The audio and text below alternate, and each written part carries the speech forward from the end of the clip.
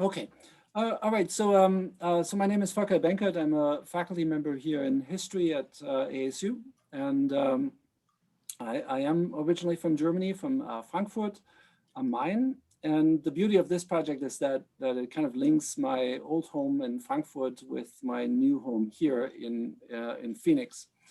And the story that I want to tell is a story of a family from Frankfurt, a Jewish family from Frankfurt, who came to Phoenix after World War II. But the story is remarkable because they were Jews who saved Jews during the Holocaust. And of course, we pay a lot of attention to what Yad Vashem is called righteous Gentiles, so non-Jewish people who saved Jews, and rightfully so. There's no question here. But because of this attention, and Yad Vashem would, colleagues at Yad Vashem would agree with that, because of that attention given to righteous Gentiles, there is much less attention to Jews who saved others. And it's a very small category because as the persecuted group, very few had the opportunity to save others. But this family did. They saved 1,500 Jews and non-Jews from a camp in southern France, and they fought actively in the resistance. So if you look at the outline, this is what I'm going to talk about. But it's also a remarkable story of kind of Jewish migration, because like many Jews after World War II, they of course had no desire to return to the land of the perpetrators, right? They wouldn't go to Germany. But they also felt that their lives in other countries had been completely destroyed, property stolen, and it's very, very difficult to start anew in Europe. So they moved to the United States, and it is here in Phoenix where they found this building, the synagogue, Beth Hebrew Synagogue in Phoenix, and that building is really epitomizes to me. Sorry, I just have to, people are coming in and I need to admit them, sorry. But, okay, no, there we go. But what's really important to me is that this building, Beth Hebrew, is not only encapsulating this remarkable story of this Loewy family who saved so many people and then fought in the resistance, but it's also a story of the segregation of our town of Phoenix, and I don't know if you know, but for much of the 20th century, Washington Street is kind of the color line, and the South Phoenix barrios and East Lake Park, which is a predominantly African American neighborhood, they were desperately underserved and really simple commonplace services were so much worse or non-existent in the south of Phoenix than in the predominantly white central and northern parts of Phoenix. And Beth Hebrew was located right at the color line, just on the other side, just in the kind of, if you will, white part of the town. And that later a Mexican-American church and an African-American theater moved into this building is the first sign of kind of this color line eroding in Phoenix. So the point that I'm making is this building encapsulates this remarkable story of the Loewys. And as a German historian of World War II, I'm naturally drawn to this story. But what I find is that there's so many more stories encapsulating in its walls, and that says so much about the place that we're living in and its own history, particularly its heavily segregated history, that I really hope that one day we'll build something in this building that shows all of these stories. But let's start with the Loewys. Here they are. This is a picture from them in the 1930s in France, but they start out in Frankfurt. Bertha and Elias Loewy are at the top, the parents, and they have 3 children, all born in Frankfurt, Fred on the left, Anna, and Max Loewy. But in 1926 already, Elias Loewy decides to move to France, to Alsace-Lorraine, a largely German-speaking place. And he founds a radio business there, which makes him kind of economically quite successful.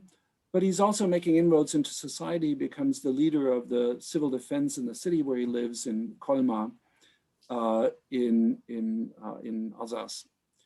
So in a way, it sounds like, right, had the war not intervened, the Loewys were well on their way to a very kind of bourgeois, comfortable lifestyle. But the war did intervene. And in 1940, of course, Germany invades France. And though Alsace-Lorraine is not the site of much of the fighting, right, that's further in the north, it becomes very clear that France is going to lose this war. And the Loewys are particularly vulnerable as Jews and as German Jews in Alsace-Lorraine. So they make it out as fast as they can, and they walk a good chunk of the way. They hitch rides on the way with actually a Protestant pastor who gives them a ride to a larger train station. And then they're lucky to board a train to Bordeaux. And in Bordeaux, they hope to get board a ship bound for England just to get out. But they're too late by a day. So they arrive when the armistice is signed, and the last ship for England has sailed. So in this sense, right now they're trapped, and they realize that Bordeaux, as the north of France and all the coastal areas, including of course Bordeaux, would be directly under German occupation. And they want to avoid that, so they go further inland to the south of France that remains unoccupied, but is under kind of a German puppet regime, Vichy France, named after the capital, Vichy. And here they are in this very, very difficult situation because this French German puppet regime it turns out to be very, very collaborationist. And it, for example, issues its own anti-Jewish legislation modeled and even surpassing in some ways the Nuremberg race laws issued by the Nazis. And very quickly it becomes clear that Vichy is all too happy to hand over its Jews to the Germans. Having said that though, there's some reserve against Jews who are French citizens. So France is particularly interested, or Vichy France is particularly interested in handing over foreigners, especially Jewish foreigners, who had fled the Nazis from Nazi Germany, from Poland, from the Netherlands and Belgium, right? All of these places Germany is now occupying. And that creates an interesting loophole because the Loewys were arrested and they were sent to a camp in southern France, Camp Agde, which you see here. It's actually now a very famous holiday resort right on the Mediterranean. But in those days, it's a horrible camp, very crowded, very cramped conditions. Vichy arrests very, very many people, and very many more people than it can possibly accommodate. And given that the French government, the Vichy government, is keen on handing over foreign Jews, there's a rule that those who came after 1926, later it's after 1933, that those need to be handed over to the Germans and arrested and handed over to the Germans ASAP. But that means that others who had come earlier or who have some way of documenting that they had come earlier would not be handed over. And now at the camp, the French officials, particularly Captain Tassard, found themselves completely overwhelmed by the numbers of people arrested. And they were quite interested in releasing people.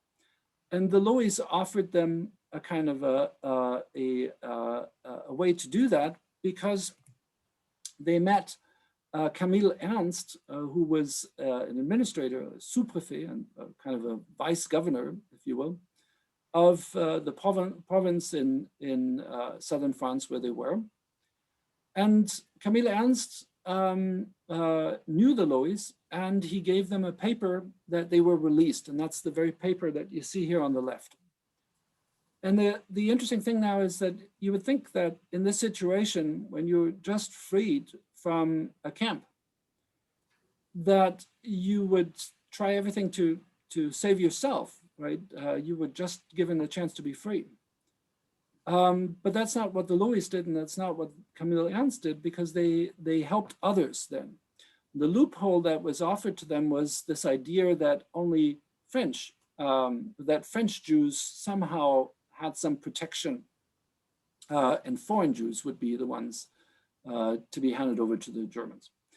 And they started to identify people who might, in some often very wide interpretation of that law, could possibly qualify as French Jews.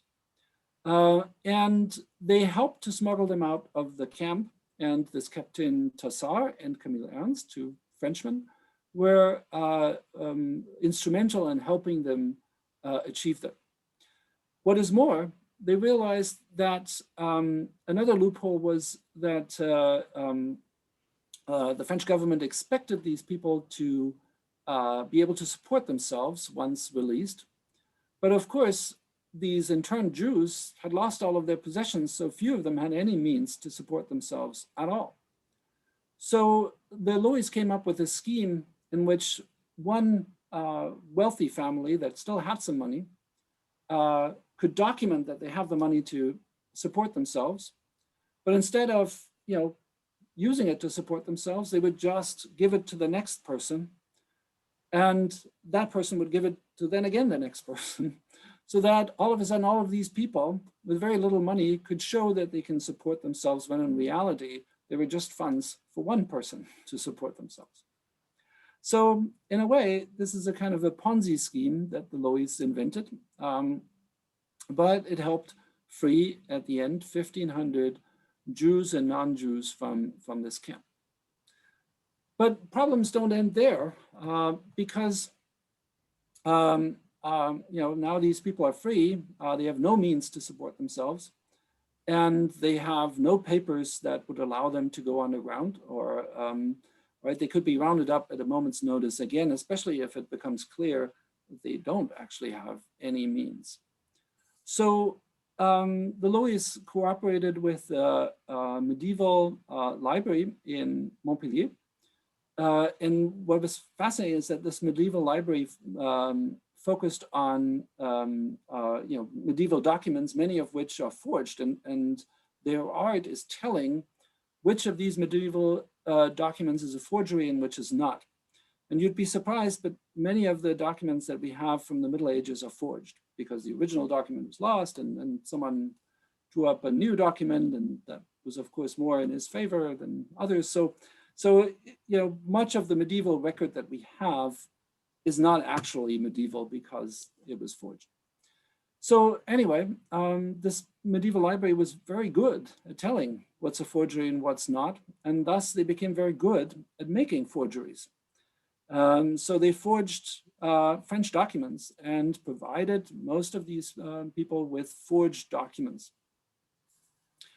And what's really interesting is that some people, however, were so tainted known by the authorities that they had to get out, and the Loewy's also managed to smuggle 100 people out to Africa via Spain.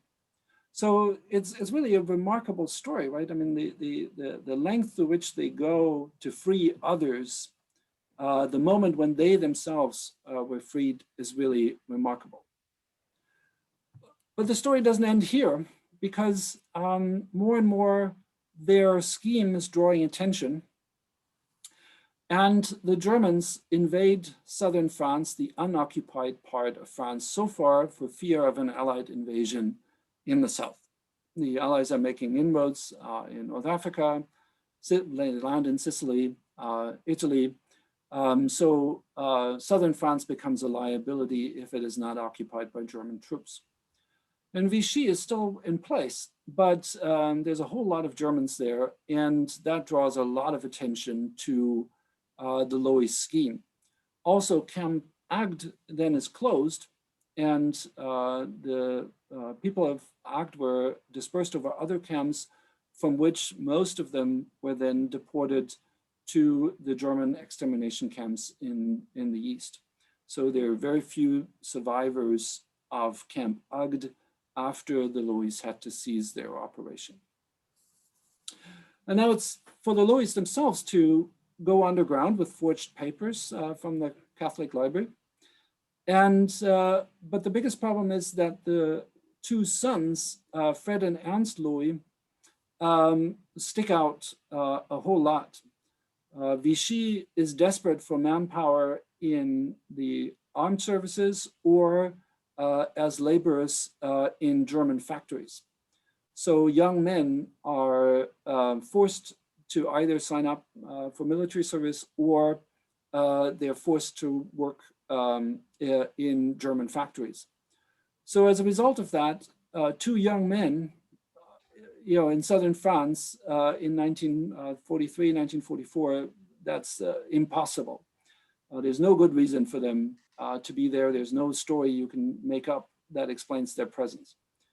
So they, like many young men who don't want to work in Germany under very forced conditions, they disappear into the woods and they become partisans.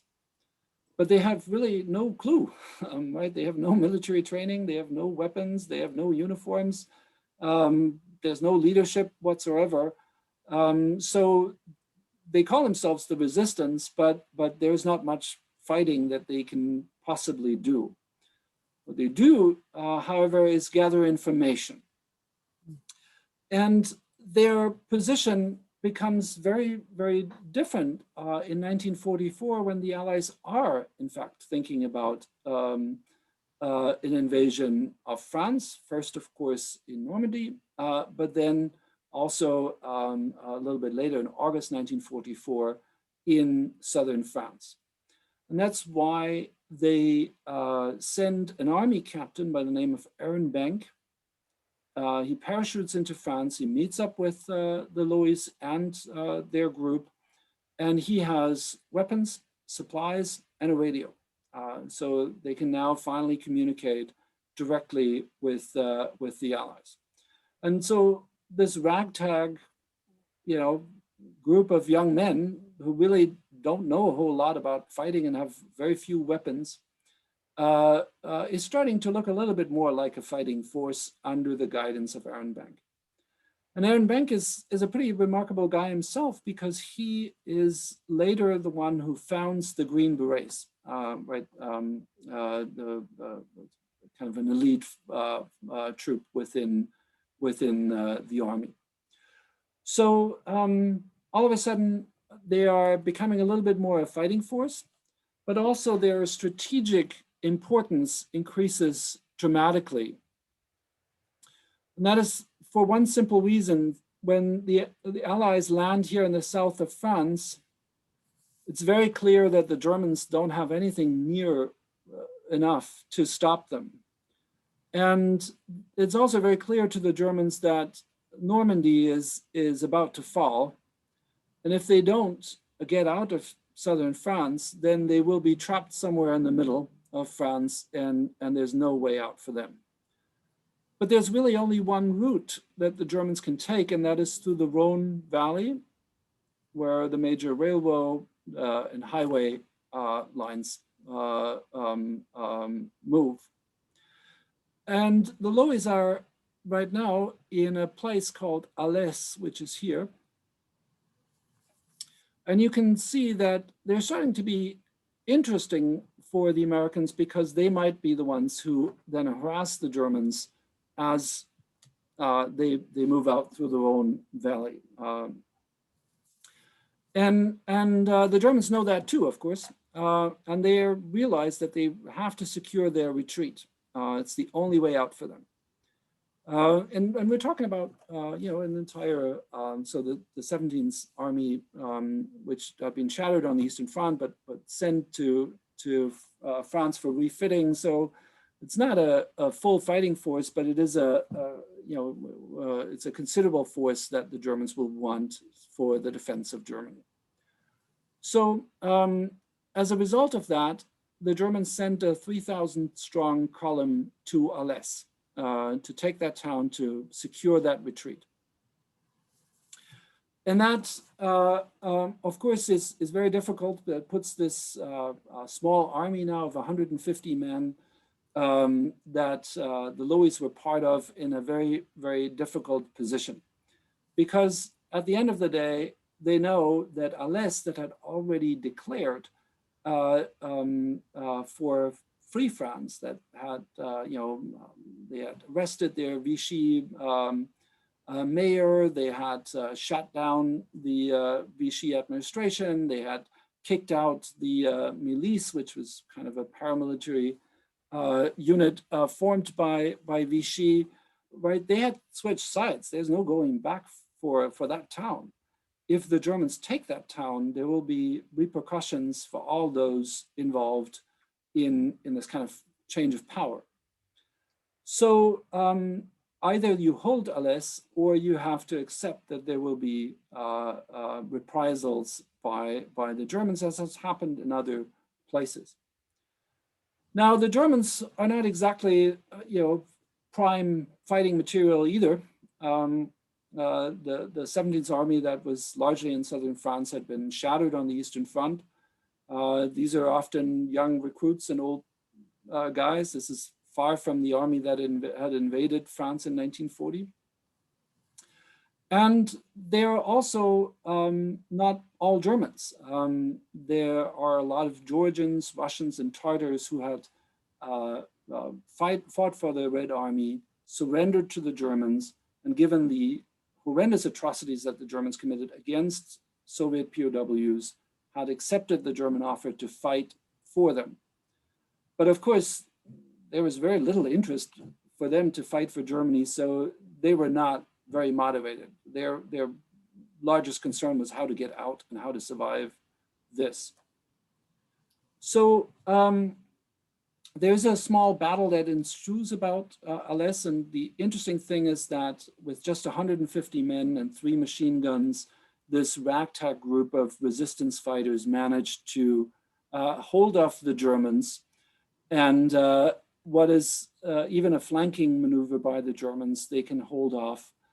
And before the Germans overrun them, they managed to get an airstrike launched from an American aircraft carrier in the Mediterranean.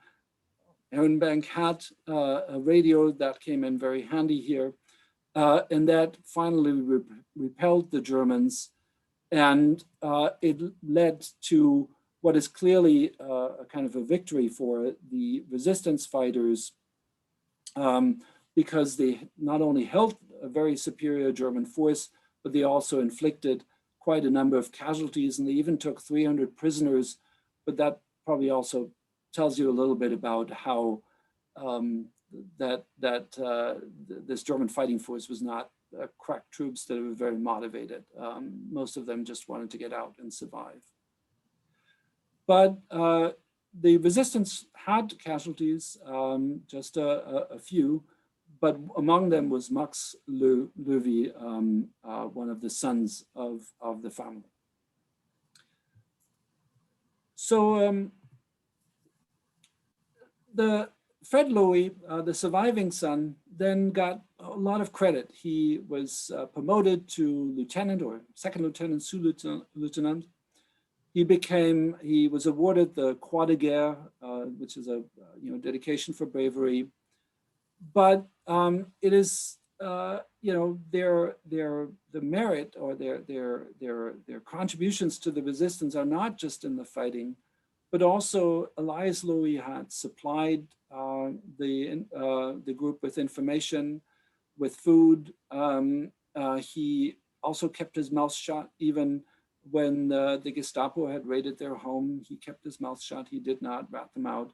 So there's a whole lot of kind of service, and this is a document by the regional commander of the resistance that speaks to that effort by the Loews. Fred now is a distinguished lieutenant. And of course, Max, and this is a newspaper showing the death of, reporting on the death of Max, the family had also given a son, if you will, to France. So, but despite all of that, the Loews also were a problem for now liberated France. Elias Loewy started to work for a Jewish Confederation, which is kind of a Jewish rescue and humanitarian organization. And they helped Jews who survived, but they also helped them to regain their property. And that was very difficult because property had changed hands, and a lot of people who had obtained that property, often illegally, were not willing to give it up. So Elias Loewy was not a person who was particularly welcome in a liberated France, despite his service to France. So when he applied for citizenship, he was rejected.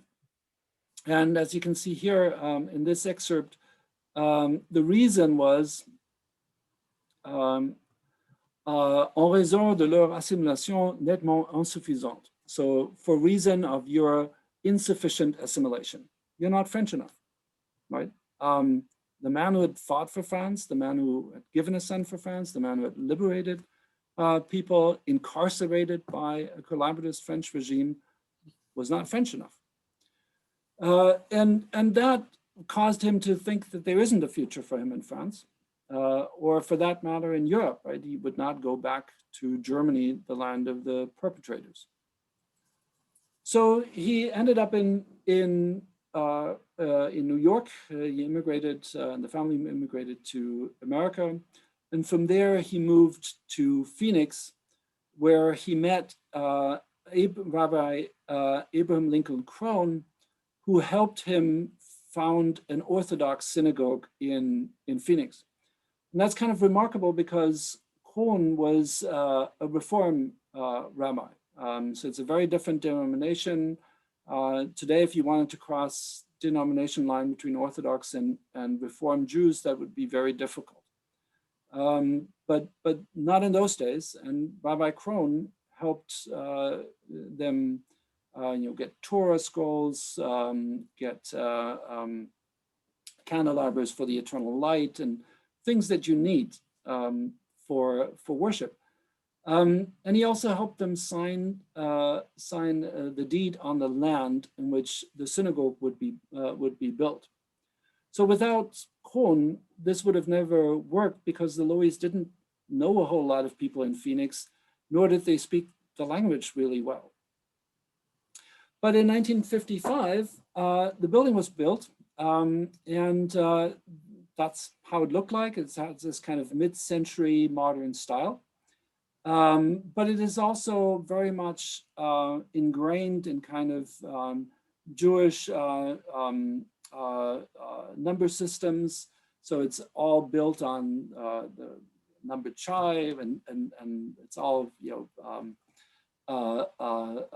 multiples of 18. So it is very much ingrained in how a synagogue should be built and what kind of number symbols should be built into the building. But it's also mid-century modern, right? That's what Phoenix in the 50s looked like. And the part that I want to draw your attention to is that it was a synagogue for more than 20 years. But then the congregation moved out to the suburbs, to Glendale. And that is what the time was, right? A lot of folks moved to the suburbs, and the inner cities were neglected. In other places, we would call that, the beginning of white flight, right? That especially white people move out to the suburbs, and that is because of infrastructure, very comfortable homes built there, but also kind of infrastructure projects as highways and things like that. So the congregation moved to where its members had already moved and that is Glendale. But what's going to happen with this building? And Beth Heber is located just on Portland Avenue, so it's a little bit north of Washington. And Washington at that time is the kind of color line, right, that segregates a Caucasian, much more affluent part of town from the barrios of South Phoenix that are horribly underserved and infinitely poor. But a very, very charismatic young pastor by the name of Roy de la Gasa saw this building, and he wanted his bilingual but Latino Mexican American congregation to move into that building. And what is remarkable is that he was in South Phoenix, where most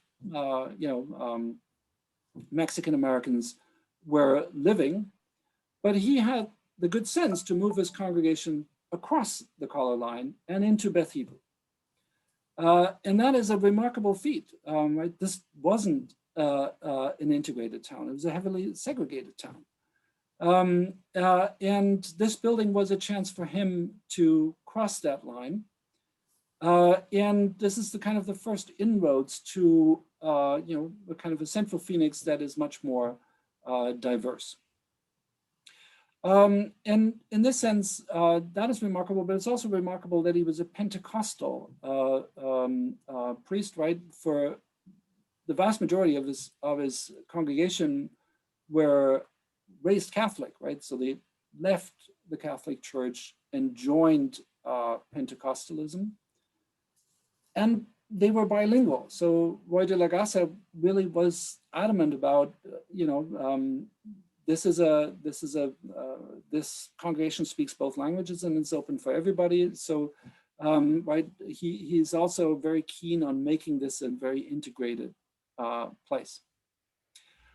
But Roy de la Gasa left for California in the early 1980s, and where he became a kind of a television star. He had his own television channel in California. And the building was again vacant, but an African-American theater troupe, the Black Theater Troupe that still exists today, moved into this building and made it his home. And for them too, this was kind of crossing the color line because it is close enough to Eastlake Park, which is a predominantly African-American neighborhood, but also decidedly not in that neighborhood. So it was close enough, but it also crossed a line. And that is, of course, we're talking about the 1980s, right? A time of great, racial conflict in the United States, in which she managed, Helen K. Mason, the founder of the troupe, managed to create a voice, an African-American voice in our city that before just didn't exist. We're running up against time again, Volker. Yeah, I'm almost done. The Black Theater moved to a new building in 2006, where they still are. They're doing very well there. But the building was empty, and you know that the Phoenix building boom is so great that much of Central Phoenix is gone. Right, it's all new construction and it's very nice, but we've also lost a lot. Had it not been for one very, very charismatic real estate developer, Michael Levine, who bought the building and saved it. And you can see in this one picture that there's high rises going up right next door, and that's actually how it looks like now. But that building that encapsulates so many different stories, from the Loewy's to the synagogue, to the church, to the theater, that it really speaks kind of to the diversity of our place. And the hope is that, of course, at some point we might be able, so the building is saved, it's renovated, but there's no purpose yet for it. No, we don't know what's going to move in there. But I hope that in the future it might become a place where we can showcase all of these different stories that are linked to this building. All right, thank you very much. Thank you very much, Volker. Thank you so much for the presentation. and appreciate your flexibility to present this in English after the first presentation was in German. Really speaks again to the inclusivity that is also inherent in the presentation today. So Thank you. we appreciate you, and we hope this is, the first of many possibly in the future. We would like to have you back as a guest lecturer, Sure, sure. and so I'm very glad that I ran into you at some point at the Treffpunkt, which is a gathering point, almost literally, for Germans in North Scottsdale some time back.